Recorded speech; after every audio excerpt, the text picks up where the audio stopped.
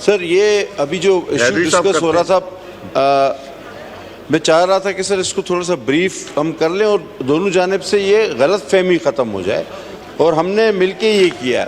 اصل میں سر جب یہ پی ایم سی سے پی ایم ڈی سی بنی اس وقت آپ کی کوalition گورنمنٹ تھی اور ذمہ داری ہمارے پاس تھی۔ اس میں سر دو ایشوز تھے جو اس میں شاید ہم ایک دوسرے کو سمجھ نہیں پا رہے یا سمجھا نہیں پا رہے۔ اس وقت پاکستان کے جو گریجویٹس تھے، میڈیکل گریجویٹس،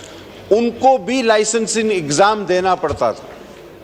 تو ہم نے آ کر یہ کہا کہ کیونکہ پاکستان میں جتنے کالج ہیں انہیں ریگولیٹ ہی پی ایم سی یا پی ایم ڈی سی کرتا ہے اور بار بار ان کے سٹینڈرڈز چیک کرتا ہے، تو لہٰذا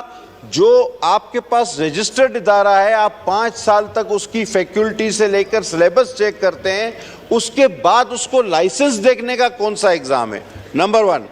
سر ایم ڈی کیٹ سے لے کے لائسنسنگ ایگزام صرف ایک ہی کمپنی کے پاس تھا، آپ کو بھی پتہ ہے، اور وہ اس کو ٹھیکہ پہلے دیا گیا تھا، ٹینڈر بعد میں ہوا۔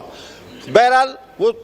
ہم کسی کا نام نہیں لینا چاہتے، تو سر پھر ہم نے یہ چیز ختم کی اور این ایل ای متعارف کرایا کہ پاکستان میں جو میڈیکل گریجویٹ ہوگا اس کا کوئی ایگزام نہیں ہوگا۔ میرے دوست آج اس طرف بیٹھے ہیں آفریدی صاحب، انہوں نے تو بہت بڑا ایک پروگرام مجھے دینے کے لیے مدعو کیا اور اس بات کی جو ہے وہ بڑی پذیرائی ہوئی۔ ہاں نمبر 1 نمبر 2 سر جو وسطی ایشیا کے، اچھا ہمارے پاس کیا ہو رہا ہے سر، $1 کروڑ آپ کا باہر جا رہا ہے۔ وسطی ایشیا میں لوگ پڑھنے جانے، چائنا، کرغزستان، یہاں میڈیکل انڈسٹری لگ گئی،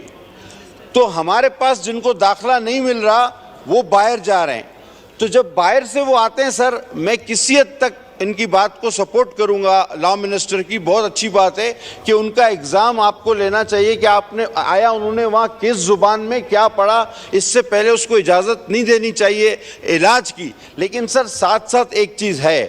کہ ہمیں اس کی پرسنٹیج پہ جو ہم نے پہلے رکھی تھی شاید اس پہ کسی کو اعتراض نہیں تھا کہ یہ تقریباً 50-55% پہ اور ڈینٹل جو ہے 40-45% پہ ہونا چاہیے۔ لہذا سر اس وقت جو این ایل ای ہے، نیشنل لائسنس ایگزام،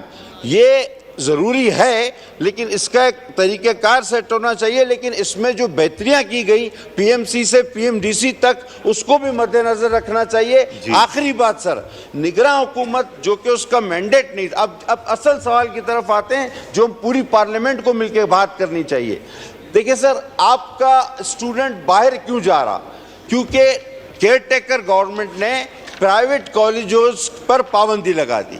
لیکن اگر سر اسٹینڈرڈ اچھا ہے، فیکلٹی اچھی ہے، اس کے پاس عمارت اچھی ہے، تو ہم اگر اپنے پرائیویٹ کو، ہمارے پاس ایک سے ایک پروفیسر موجود ہے، تو ہم اگر اس کو استاد بنا کر اپنے بچے نہیں پڑھائیں گے تو ہمارے بچے اسی طرح باہر جائیں گے اور جب واپس آئیں گے تو این ایل ای ایگزام میں پھنس جائیں گے۔ میری التجا ہے آپ سے سر لا منسٹر کے ذریعے کہ موجودہ حکومت کی کیبنٹ اس